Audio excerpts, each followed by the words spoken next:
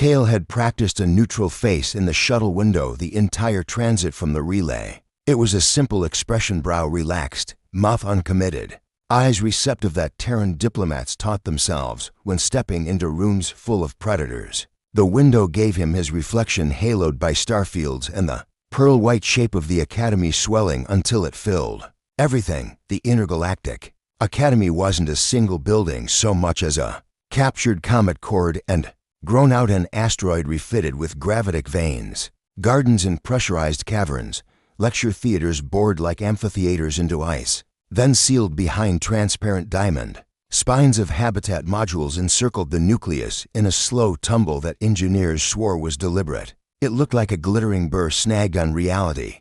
His seat neighbor, a nebular being in a containment cloak, pulsed a muddy green. First cycle. Kale tapped the translator bead at his jaw, felt the faint rumble as it parsed wavelengths into language. First time away from home, he said. The bead decided that was close enough. The being rippled sympathy. He didn't confess that home was an apartment with thin walls and a hydroponic basil plant that died the week the acceptance packet arrived. He didn't explain that Earth had held an election that half the planet cared about and half resented, and that he'd left between them like slipping out during a family fight. He had boarded a shuttle among envoys who smelled like sulfire and metal, each sealed in their own hope. Docking boomed through the hull. The shuttle's ramp extended into a light well, and the first breath of Academy air hit like a tide metallic with ozone, faintly sweet with the spores of the HFY gardens. Gravity was set to a standard average, a compromise between crushed forge worlders and floating gas folk. Everyone moved with the careful dignity of compromise. He stepped into the arrival's atrium. It was easily 3 city blocks across, a bowl of glass under which the comet's ice glittered in ridges. 100 gates opened into it. Delegations swarmed. Crystalline delegates from Zythorus clattered like delicate chimes. Core flame bodies wore containment rings that bled heat into the air in an auroral smear. Thin-boned avians from Cuvira hopped and preened. He caught sight of a narrow river curling through the center, an accommodation for aquatic scholars. Its surface held high by magnetic fields so amphibians and air brothers could converse face to water without anyone drowning. Kale found the humanoid Q. A drone hovered over it, projecting announcements in 100 scripts around its chassis. "Welcome to the Intergalactic Academy," it intoned. "Orientation packets to your cranial inserts. If you do not have cranial inserts, your packets will be tattooed onto your tongue." Kale flinched. A moment later, correction. "If you do not have cranial inserts, a physical tablet will be provided." The drone dropped one into his hands. The tablet recognized skin oils and blinked up, translating in neat Terran glyphs. Kale Fern, human, cohort 1-18A, housing, Spiral 19, Segment 3, Unit H Advisory, Professor Thrix of the Second Spire. Orientation, Day 1 Habitation, Safety, Day 2 Linguistic Sync, Day 3 Curricular Formations, Day 4 Interspecies Ethics, Day 5 Adaptation Trial. Day 5's line had an asterisk. He tapped it. The explanation opened in bland administrative prose. The Academy deploys a standardized crisis evaluation scenario to assess resilience, creativity, and the ability to function under psychic pressure. Medical support present. Withdrawal permitted. Consequences applied. He scrolled. No details beyond a name. Fear Beast. Someone had capitalized it with bureaucratic reverence.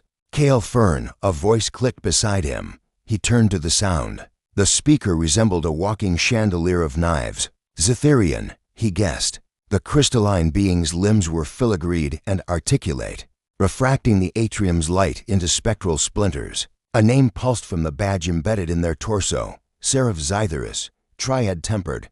"Yeah," he said. Kale, Ser inclined the topmost prong. "You will be observed," they said. Each syllable rendered through the translator with the softness of glass. "Humans are new, so I'm hearing." Kale aimed for lightness. The neutral face softened around the edges. "Do you know anything about this Fear Beast?" "An ancient module," Ser said. "A pet hazard. It reads you and shows you yourself.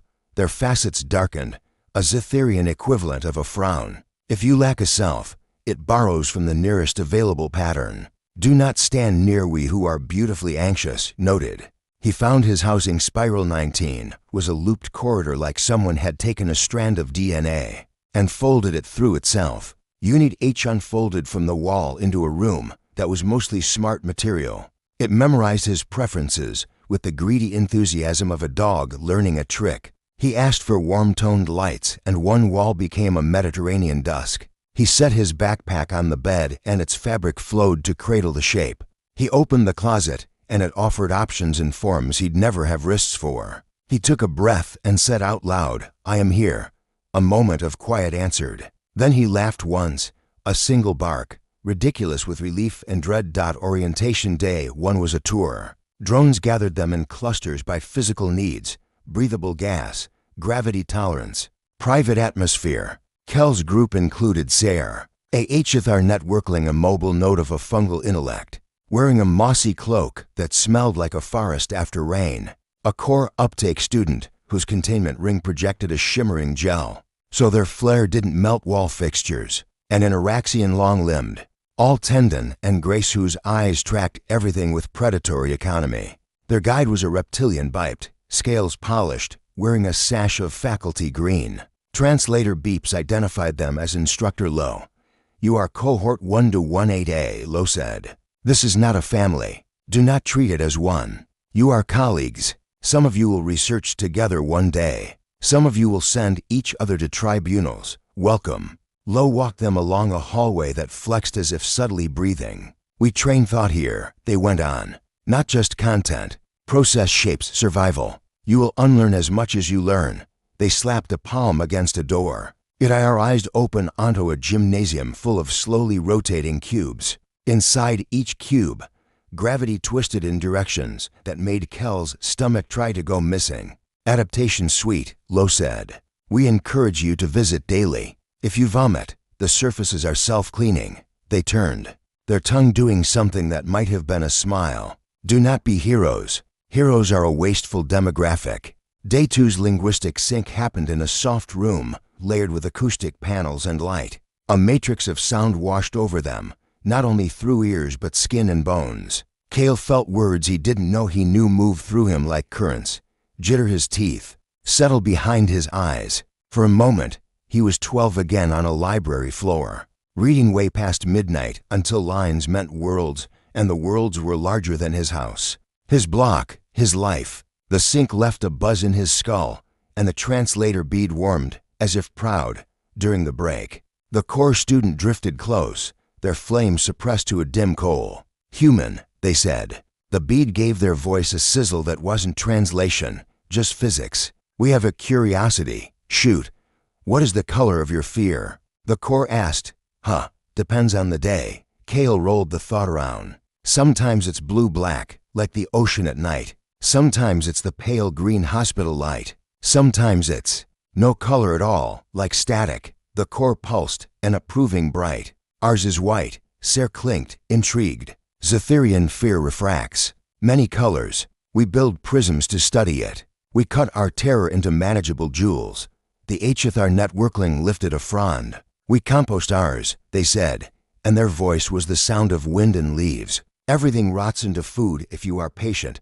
The Araxian only watched them all and didn't speak. Kale wondered what fear looked like to a species that had leapt from trees onto moving prey, and learned to count while running. Day 3 brought curricular formations. You chose courses, and courses chose you back. He met Professor Thrix in a room made of 3 dimensions that stubbornly insisted there were 4. Thrix was a pentangular alien whose frills changed color when they were thinking, which, judging by the light storm around their head, was always. They had a way of turning their body that felt like being triangulated. "You are the human," Thrix said. Not a question.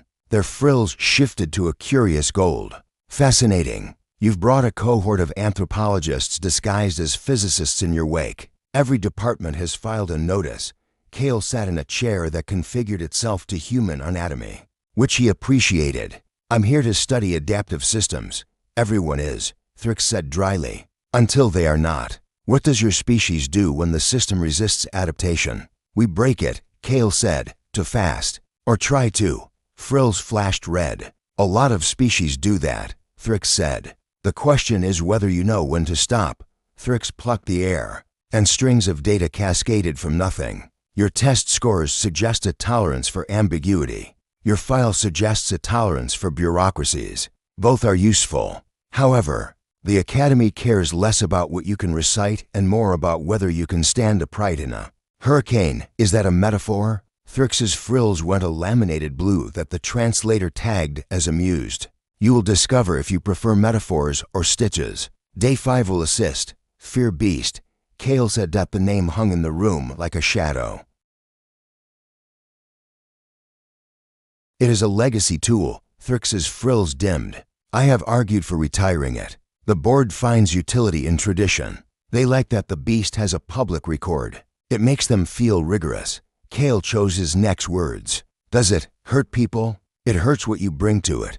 Thrix watched him the way predators watch the grass for movement. The harm is often soluble with time. Sometimes it is not. You may withdraw. There will be consequences.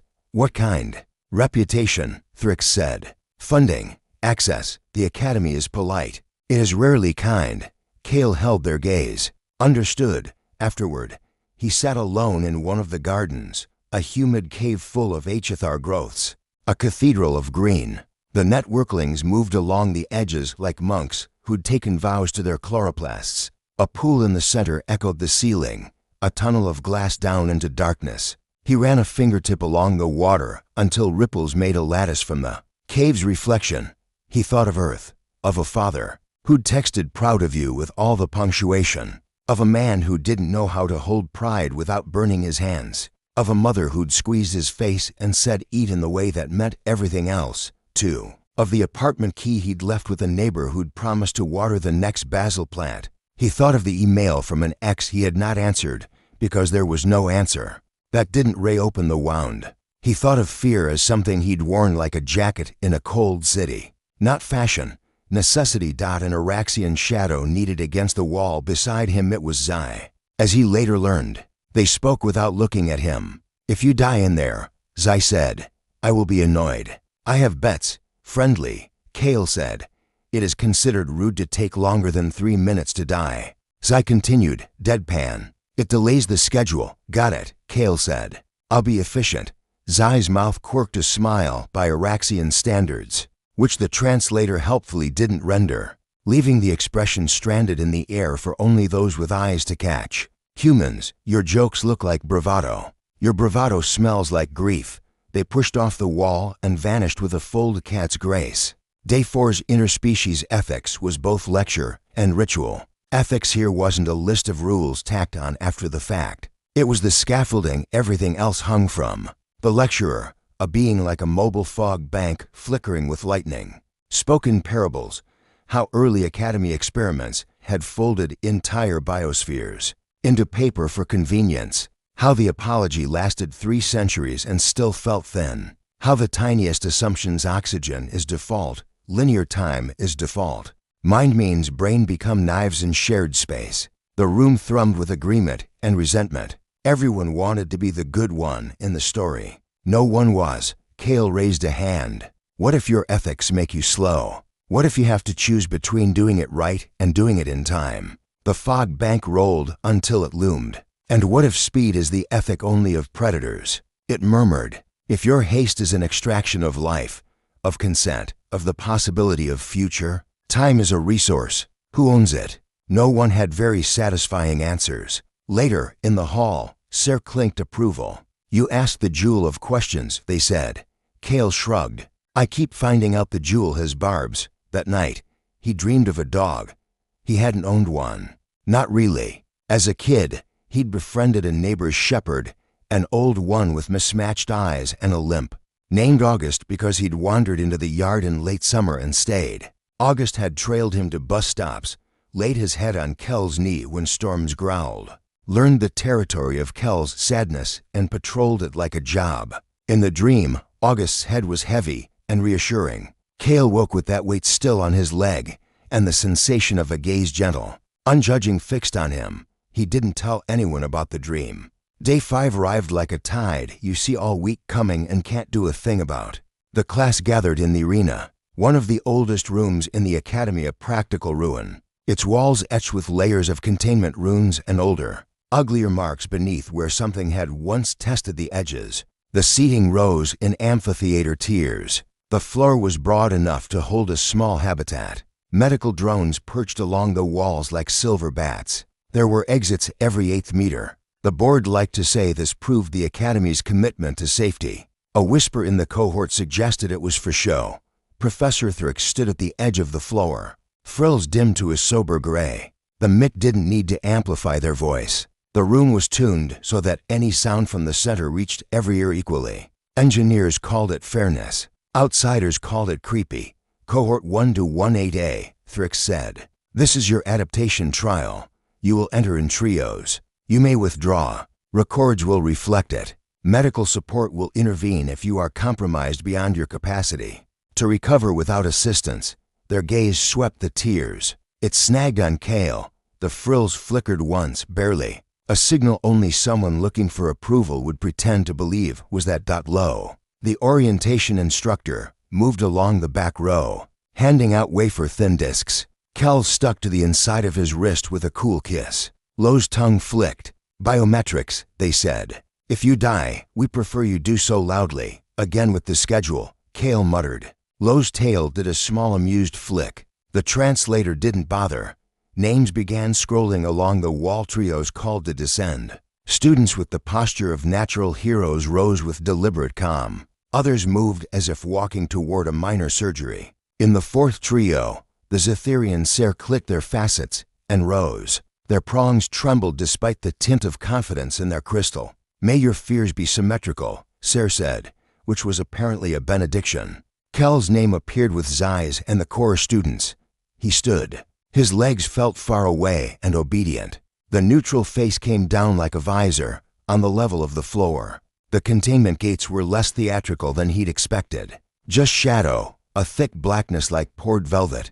He could hear, under the hush of the crowd, a sound that wasn't quite sound like a pressure change. The core beside him breathed with their entire body. Zai crouched, coiled to either fight or flee in the polite manner of a being who insists those are the only two options. Thrix's gaze touched them. Proceed, they said that the fear beast's name wasn't spoken. It didn't need to be. Names had weight here, and this one had already bent the room.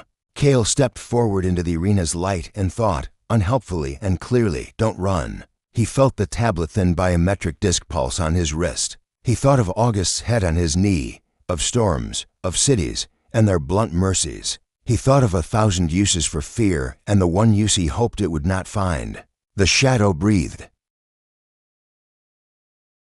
The air in the arena thickened as if the walls themselves were holding their breath. Kale felt it first as a tremor along his wristband, biometrics spiking, and then as a low resonance in his chest, a hum that bypassed ears and vibrated bone. The gates unfurled like the splitting of an eyelid. From the darkness oozed something both too large and too insubstantial, a paradox of mass and shadow. The fear beast did not walk, it seeped. At its edges, reality rippled as if unwilling to touch it. Students leaned forward in their seats despite themselves. Every species knew this test, though most had only read about it in hushed files or heard stories secondhand. The fear beast was older than the Academy itself, some whispered. It had been discovered on a derelict world whose coordinates were stricken from records. A predator that fed not on flesh but on the idea of prey. The core beside Kale burned hotter.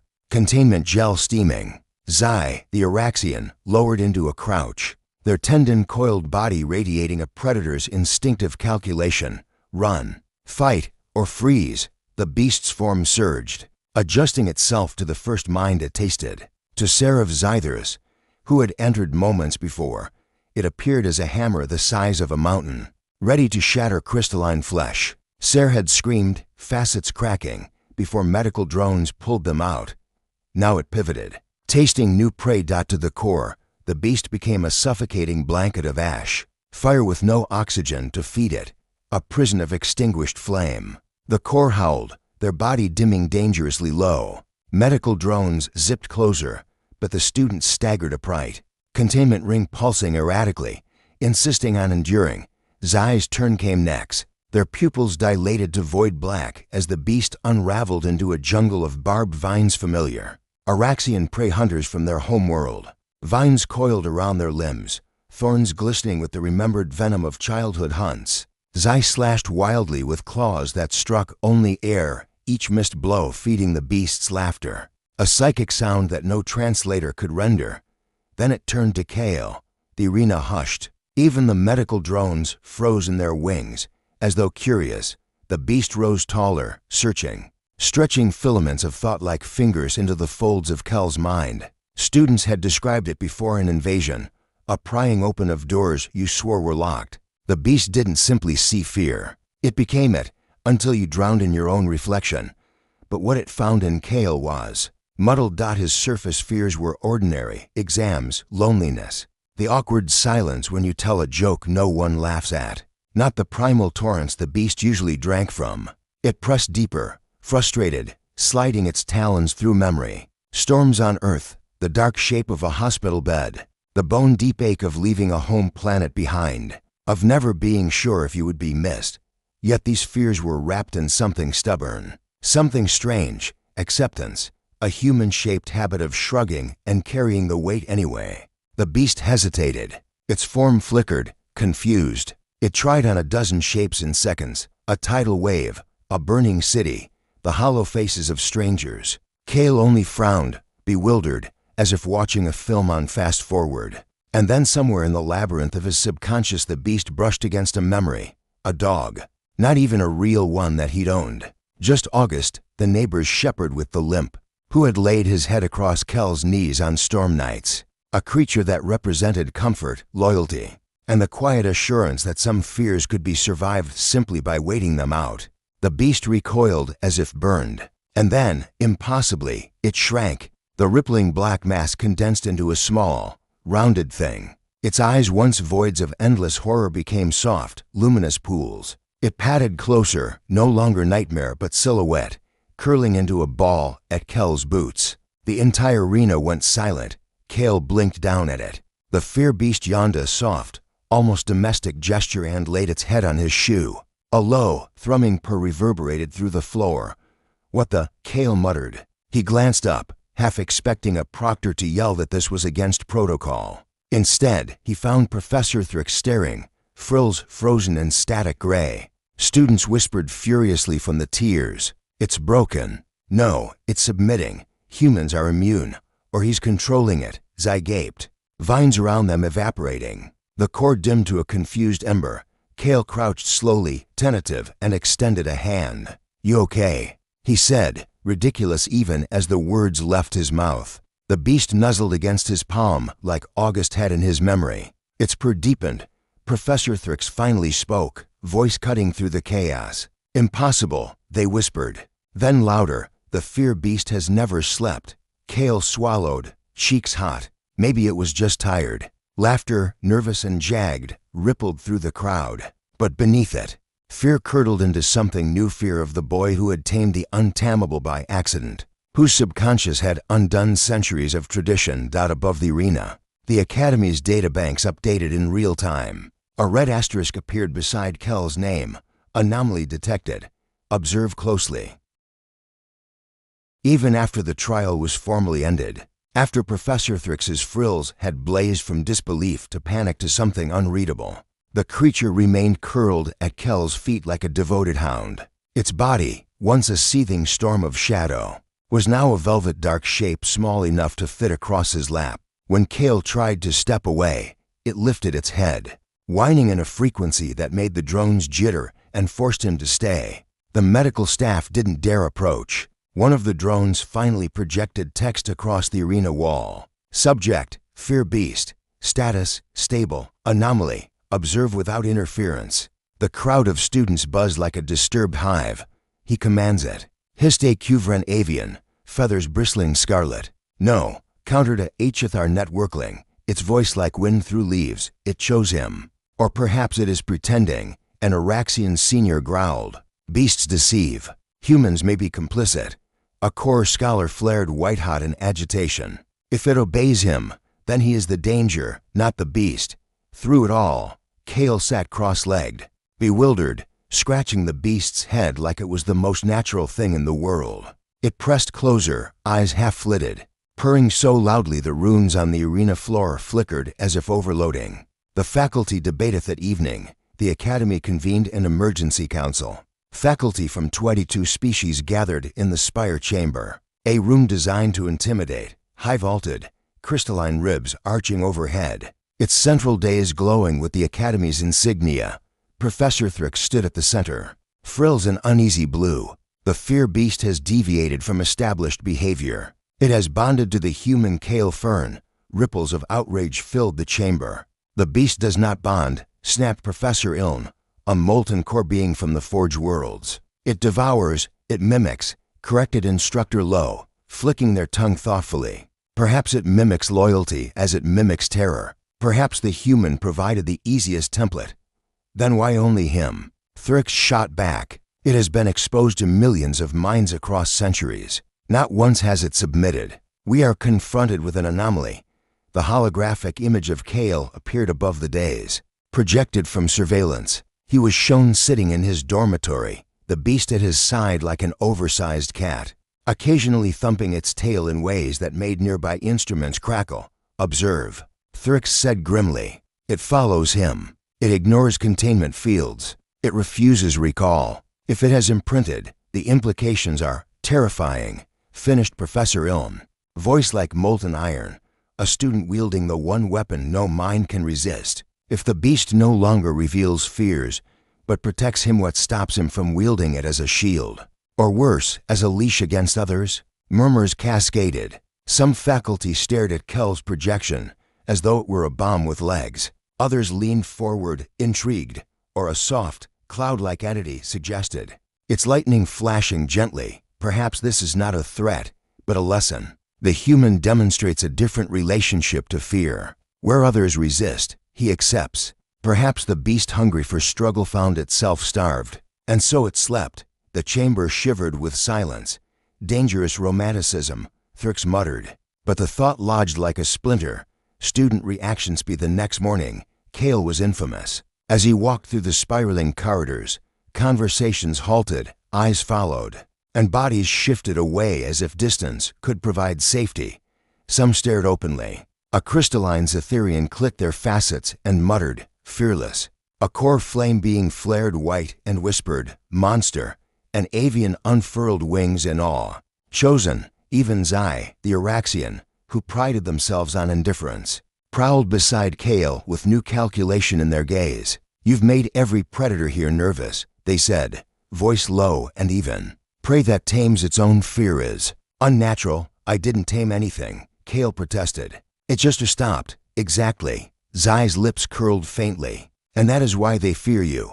At meals, whole tables cleared when he approached. When he sat, whispers filled the silence he left behind. Does it hear us? What if it's listening through him? What if he is listening through it? Seraph Zythers, still bearing faint cracks in their facets from their own encounter, approached him once in the garden. Their crystalline tones rang sharp. You broke symmetry, Ser said accusingly. We faced terror. You faced comfort. It is not fair. Kale had no answer. He only looked down at the beast, which sprawled at his feet, tail thumping against the moss. Kale and the beast in private. The situation felt even stranger. The beast refused to leave him alone. It followed into his quarters, curled beneath his bunk, prowled the corridors at his side. At night, it stationed itself by the door like a guardian.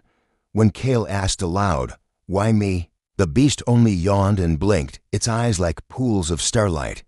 One evening, restless, Kale touched its shadowy hide. It was warm, not slimy, not void-like, but warm like fur that didn't exist. At his touch, the beast shivered, and he caught a flicker of something not entirely alien, a memory, but not his own. Images of cages, voices whispering weapon, tool, trial. Centuries of being summoned, feared, and dismissed. The beast had been lonely. And in him, it had found something different. Not fear to gorge upon, not walls to batter against, but recognition. Kale was afraid of many things, but he didn't fight that fear. He carried it. He let it live beside him. To the beast, that was new. That was irresistible. Kale sat back hard, heart pounding. You're not a monster, he murmured. You're just scared to, aren't you? The beast purred so loudly the room's smart walls flickered. The academy shifts be the week's end. Kel's presence had become the center of a storm. Petitions circulated, some demanding the human's expulsion, others demanding the beast be studied under his supervision. Rumors flourished humans were immune to psionics. Humans had been manipulating the academy from the start. Humans had evolved alongside nightmares. Kel's inbox filled with interview requests from xenopsychology students. Some wanted to worship him, others to dissect him. He ignored them all. But the greatest change was unspoken. The academy, an institution built on testing limits, now had to face a truth it had never considered. Perhaps fear itself could be befriended. And that idea terrified them more than the beast ever had. Everywhere Kale went, it followed, padding silently across the polished corridors of Spiral 19, curling beneath lecture hall seats, waiting patiently outside laboratories as though it understood the word class dismissed. Drones attempted to herd it back to containment, but the runes etched into their frames fizzled and died when they approached. Faculty threatened quarantine, yet none dared touch it. In official records, it was now reclassified. Fear beast, anomalous state, domesticated. The asterisk beside Kel's name glowed brighter. Whispers of power. The academy had always thrived on rivalry, but now every glance toward Kale carried calculation. Students muttered as he passed, "He could sick it on us." "No, it doesn't attack anymore. That's worse. It chooses. What if it sleeps now only to strike later? What if he tells it when to wake?" Even Zai, who walked beside him more often than not, studied him like prey-turn puzzle. Humans, they said one morning, stalking at his side, make predators uneasy. Not because you are strong, but because you are unpredictable. Kale sighed. "I'm not controlling it. I'm just trying to keep up. That is what worries me," Zai replied. Some students sought him out, though. A HFY networkling pressed a frond toward him in the gardens. "You make fear lie down," it murmured in the rustle of leaves. "Teach us." A crystalline scholar of Zythurus asked if they might study his dreams. Even a flame-bodied core approached carefully, at a distance to ask if the beast might soothe their eternal anxiety of flickering out. Kale felt himself torn between irritation and pity. He was no sage. He hadn't meant to teach anything. Yet the beast sat at his heel and purred, and their gazes followed. Desperate, a confrontation with Thrix. Professor Thrix summoned him at last. The office was a prism of light and angles, walls alive with diagrams that bent space into spirals Kel's eyes struggled to follow. Thrix loomed at the center, frills storm-colored. The beast lay sprawled on the floor, calm as a hearth fire, ignoring containment glyphs carved deep into the tiles. "You should not be here," Thrix said without preamble. "Neither of you." Kale crossed his arms. "I didn't ask for this. Intent is irrelevant. The academy is destabilized. Your presence, your bond threatens centuries of order. The fear beast exists to strip away arrogance, to remind the gifted of their fragility. You have turned it into a pet." Kale knelt, resting a hand on the beast's head. "Maybe it's not about fragility. Maybe it's about what you do after you feel fragile." Thrix's frills flared blood red. "You dare lecture me on fear? I'm human," Kale said quietly. "We live with fear every day. Storms, wars, hunger, sickness. We don't conquer it. We don't erase it. We carry it. We crack jokes while it sits on our shoulders. We learn to move anyway. Maybe that's what it saw in me. Not strength, just acceptance." Silence stretched. The professor's frills dimmed to a conflicted violet. "You believe you have redefined it?" "No." Kale shook his head. "I think it redefined itself. I just gave it permission." The beast purred as if agreeing. Rumors of rebellion. The council fractured in the days that followed. Some argued the beast should be destroyed if it could be tamed. It could be weaponized. Others whispered it was proof of a new philosophy, a new curriculum, fear integration, not fear domination. Petitions spread across the student body. Groups formed. One demanded Kel's exile for safety's sake. Another declared him a herald of change. Some went so far as to bow when he walked by, a gesture that made his stomach turn. He began taking his meals in quiet alcoves to avoid the stares. The beast followed faithfully, tail thumping whenever Kale dropped crumbs of synth bread.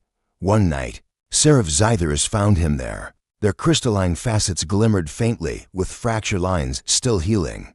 From their encounter with the beast, "You humiliated us," Ser said flatly. "You turned terror into comfort while we shattered." Kale set down his tray. "I didn't mean to humiliate anyone." Meaning again irrelevant. Ser's facets darkened. "But perhaps useful. We cracked, and in our cracks, light entered. You changed the pattern. Maybe that is the lesson." They left without waiting for an answer. Kale stared after them, unsettled by the idea that he was becoming a symbol without wanting to be one. The fear beyond first true revelation came weeks later, during a midnight walk through the gardens. Kale paused at a pool where starlight reflected like shattered glass. The beast padded beside him, unusually restless, shadows flickering. He crouched and whispered, "What do you want from me?" A wave of images surged into his mind, not sharp, not invasive, but shared. He saw what it saw, centuries of being summoned, feared, resisted. Students breaking, screaming, fleeing. Professors congratulating themselves on rigor. Never once had anyone looked at it with pity. Never once had anyone stayed still long enough to touch it without trembling. Kel's throat tightened. "You've always been the Academy's prisoner, haven't you? Not their test, their tool." The beast pressed its head into his chest, and Kale felt it shudder, not a growl. But a sob. In that moment, the truth settled over him like a mantle heavier than any fear. The beast wasn't just a mirror of terror. It was a being shaped by the galaxy's refusal to see fear as anything but an enemy. Its monstrosity was learned, imposed, and by accepting it, Kale had done something more dangerous than defeating it. He had suggested that fear could be befriended. The next day, Professor Thrick stood before the council and declared, "We are no longer testing the human. The human is testing us." Epilogue of the trial. Whispers turned to doctrine. Some students began practicing Kalian meditation, sitting quietly with their fears, instead of fighting them. Others called it heresy. But in the databanks of the Academy, one annotation was permanently inscribed: the day the fear beast slept was the day the galaxy began to fear the humans. And Kale, sitting with the beast's head heavy on his lap, could only think, "I never wanted to be feared at all."